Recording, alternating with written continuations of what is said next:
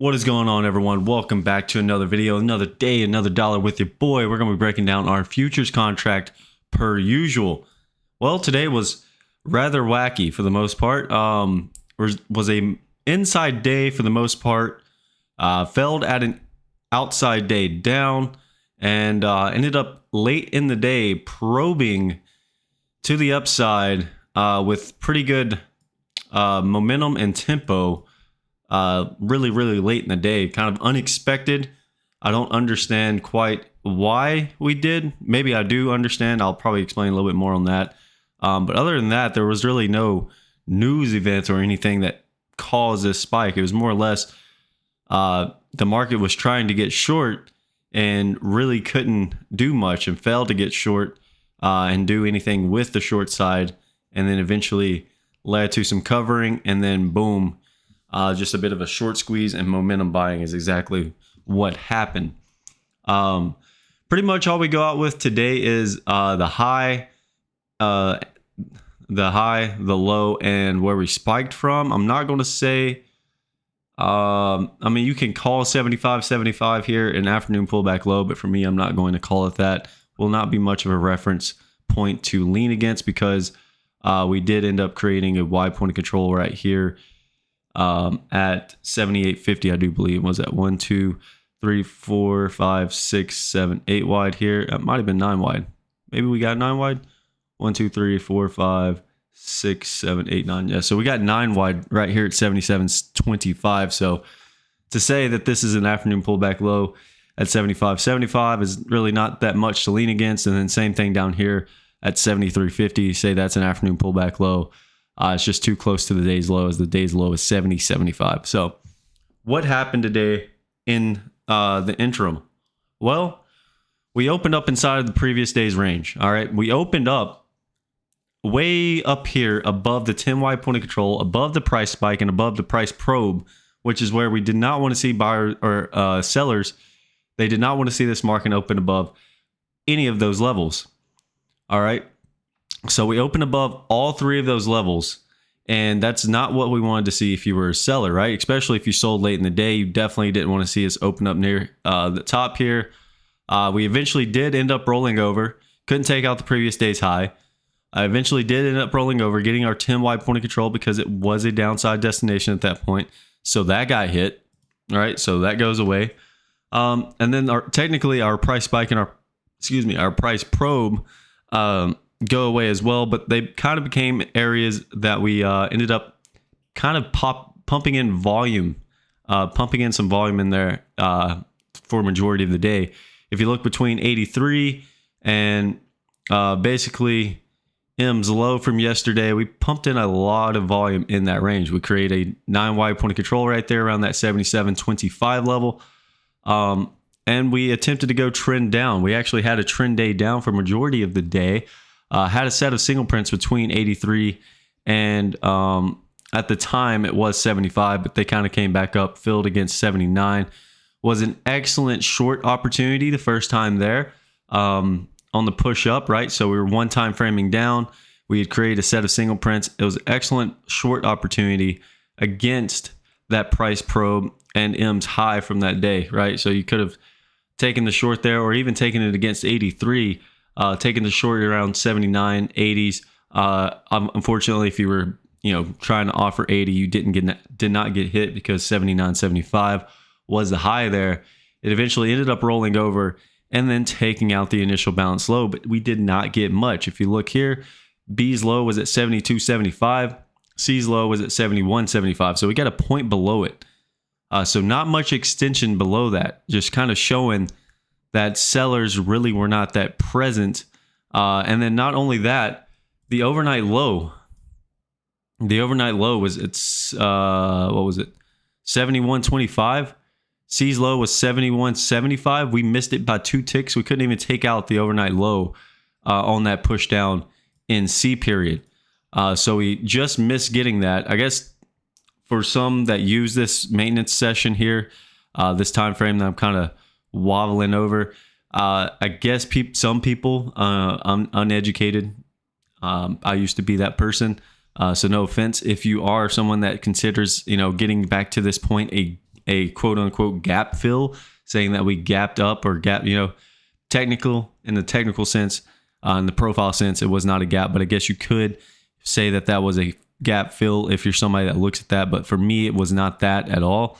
It was just initially front running the overnight low, which was right there at 71.25, right?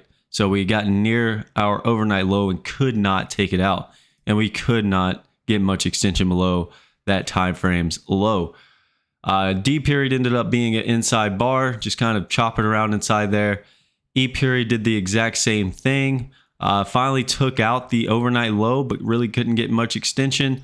I got chopped up a little bit here, was short. Ended up kind of getting out of it for basically break even. Actually, I was short around 75s. It came in. I was bidding 70, 75. I was literally bidding 70, 75. And only 113 contracts printed there at the low, and ended up rotating up. So I never got hit. So I kind of took it off for basically break even. And then seeing an F period when we opened up, how we couldn't take out, we go out with a poor low here, by the way, but we couldn't take out E's low at 70, 75. We're kind of consolidating in this tiny area. If we look here on the 1 minute chart, where were we at? We're kind of consolidating in this zone here. So I felt like it was a good opportunity. I was like, you know what? If they don't want to really go trend down, and at some point we'll stop the one-time framing down and we'll go and fill the set of single prints, which Paul was also kind of leading us through. Go check out Paul Asmar. He's a great mentor. Paul Asmar on YouTube, and then camelbacktrading.org. Go check out his channel and that website if you guys want to know more about market profile, more than I can teach you anyway. But he was also kind of guiding us through this as well, saying that, maybe we do stop the one-time framing down. Everybody in the room was noting that there was not much extension below previous time frames low, not much tempo, and we just barely took out the overnight low. We couldn't really take it out by much. So felt like maybe they wanted to stop the one-time framing down. So I got long 72.50, 73. I was long 15 MES contracts to rotate up to get this the single print fill at 83. But my initial target was this push up to the VWAP area. So as we got up to the 144 simple moving average, I took off 5 there. As we creeped up higher around 78, 77, I took off another 5. And then as we pushed up into that 80 area, I didn't get it off at 80. We kind of pulled back, and I was like, you know what? I'm going to take this all off for a really nice gain. So I got out 78. Eventually ended up pushing up higher, which, I'm happy with taking the trade and getting a couple points out of that. And that was really my only trade of the day. I attempted another long here in K period on the pullback. Just really didn't feel confident in it. We were right around, where were we at? We were right around this area right here. Just kind of chopping around the 144 simple moving average and VWAP. I was just like, I'm not really feeling this trade. I was like, I'm trying to get long when value is overlapping to lower. And we, could get back to point of control, which is at 77.25. I was long basically 79s. So I was like, you know what? If we do get there and we take out the previous time frames low, which is at 76, I'm risking 3 points. And I'm really only trying to gain maybe back up to 83 or 84. So it's about a 1-to-1 risk reward ratio. And I just really wasn't feeling it. It ended up working out, right? I could have gotten out of the trade for a nice win at 83. But I ended up getting out of that trade break even and kind of just took my $300 on the day and went home with it, right? Did not trade the rest of the day, which I'm kind of glad, because maybe I would have shorted up here against the opening and the high of day at the time, thinking we would rotate back over. Thank God I didn't, because we eventually pushed up pretty aggressively, took out the high of day, took out the previous day's high, got that 10-wide point of control, and then took out 53.06. And I also stated this in yesterday's video. I stated that if we opened above and stayed above 83 or 78, we would most likely go and get this 10 wide point of control and the high day. Now, I wasn't expecting us to spend so much time down here, or even come down and go trend down to the points where we thought we might go triple distribution down at one point in time. I wasn't expecting that, but you never really can predict this market. But just odds favored, us not really finding acceptance below 83 or 78, we would most likely rotate back up to this 10 wide point of control up here at 97. Mostly because this point of control down here was so far away and, not the closest destination that algorithms and short-term traders can lean against or kind of target. So other than that, there really wasn't much on the day, just kind of wacky price action, emotional trading late in the day. I mean, this Larry, so you got Curly, Larry, and Mo, the last 3 time frames of the day, K, L, and M, the last 3 time frames of the last hour and a half of the day, tend to be the most volatile. And Larry most certainly was, as it was a reversal bar coming back up towards the highs and then boom, spiking up. And if you look here, I like to look at Hikanashi's just on a 10-minute chart. Kind of helps me gather, and that's also why I got a long down here near the lows in that one trade, was because I was just kind of seeing these wicks here, not much range extension on the downside. So I was like, yeah, let's get long. But besides that, look at this on the push up. I mean, that just shows nothing but strength and short covering to the upside there on the 10-minute chart. Just absolutely impressive by the short-term traders there. If you caught this move, congratulations. I really wasn't looking for this. Definitely would have been looking for a short and probably would have gotten hurt had I been paying attention to the market at the time. So let's go ahead and get rid of these destinations. Go ahead and mark up some fresh destinations. Also, another thing is I was calling this a much larger balance, right? So Paul today, he was talking about his balance area. He was using yesterday's low as a balance area, using 63 as the low, and then 53, 22, 75 is the balance high.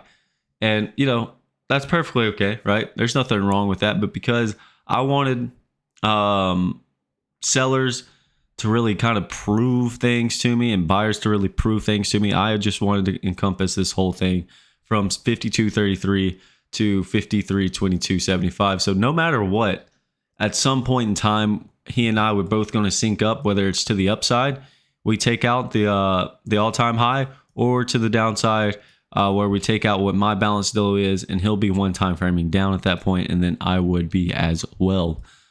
So you can call it, a 1, 2, 3, 4, 5 day balance if you'd like, using 53.22.75 and 52.63 as most of your balance, which there's absolutely nothing wrong with that.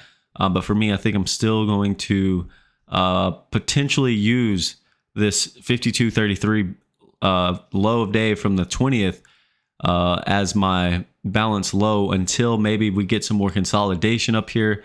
If we do end up with some more consolidation, then maybe I'll tighten up the range and the balance area and use this low from the 26th or yesterday's low as my balance low. So just kind of wanted to point out that nuance, a little bit difference between what Paul is looking at and what I'm looking at. But that's what makes a market, right? And it's art, not a science, as he likes to say. So let's go ahead and mark our destinations on the chart here, and then we'll look at the daily real quick. Just kind of give us a brief update on what that's looking like. Today's low, 70.75, is the low of day. Low of day, what is today's date? The 27th. Low of day, poor low, by the way. Very, very interesting, right? Poor low. We have a 9 wide point of control right here at 77.25. 77.25 is our 9 wide point of control. And we continue to create wide points of control, which is just absolutely nuts, in my opinion, that we've been getting back to back to back wide points of control like this. If I could type, hello. I think I'm gonna have to plug in my other keyboard, use I have two keyboards. One's for gaming and one's for things like this. And I should probably put out the other keyboard. There's our down wide putty control. Like I said, you could use this 75.75 as an afternoon pullback low, but I'm not going to. We have our price probe or price spike, whichever you want to call it. I think I'm gonna call it a price. We'll call it a price spike. We'll call it price spike here.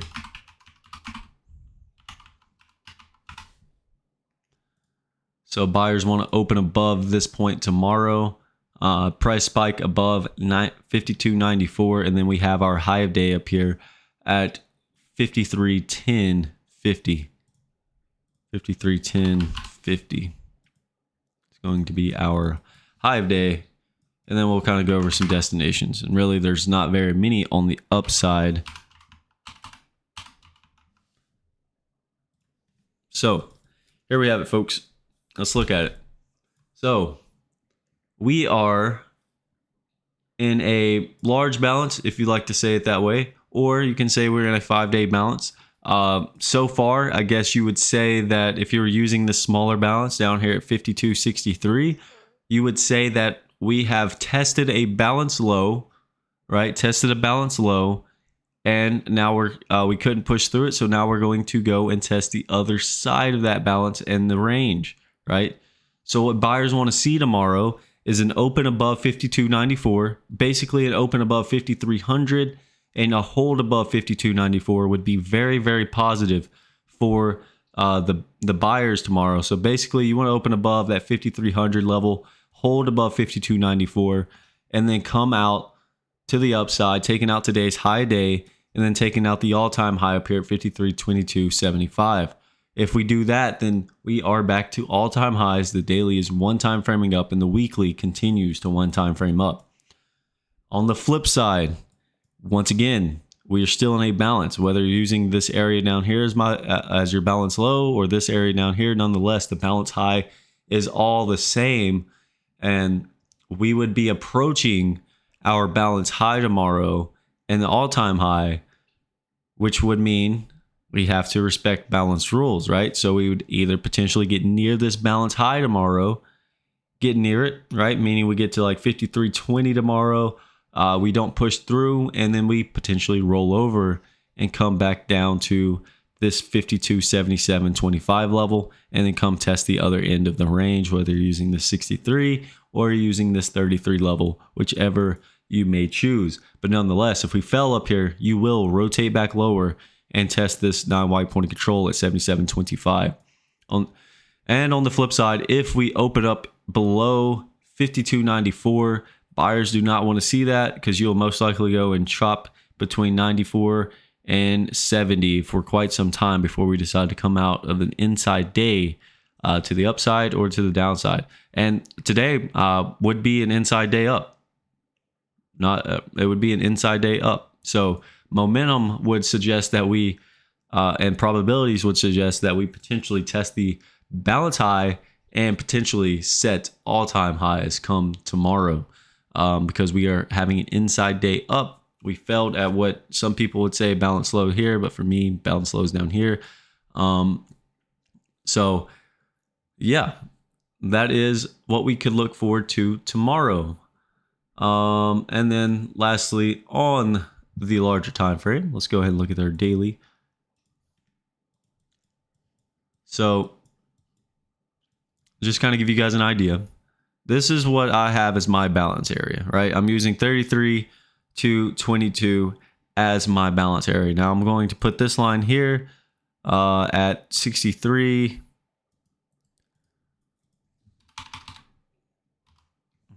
Put this line here at 63, and then we'll kind of just dash it. You can use this area as your balance low, and you could see clearly we came near balance low today and rotated back up towards the other end of the range. So if we come out of this range, right, a potential target for this move up would be right around the 53.80 level. And even if you use where we closed at today, yep, around that 53.70 level is a potential move to the upside. And then even half of that would probably be 53.50. as a visual target. Nonetheless, still in balance, whether you're using the 33 or the 63, still in a balance, looking to come out of balance to the upside. 20-day moving average 5207, 50-day moving average now above that gap where it starts at 5065, and then the 200-day moving average way down here at 5646. Don't think we'll ever see that for quite some time. So 20-day moving average continues to creep on up. Let's see how we react to it if we ever get down to that level of 5233. And then just briefly on the weekly, because the weekly is still one time framing up. If we take out last week's high, 53.2275, we will continue to one time frame up. So far this week has been an inside week. We have 2 more trading days left in the week and in the month. So let's look to end it out on a positive. With that being said, ladies and gentlemen, I hope you all have a wonderful day. Thanks for sticking around. If you made it this far, leave a like down below. Go check out Paul Asmar. Great guy. And we'll catch you guys in the next one.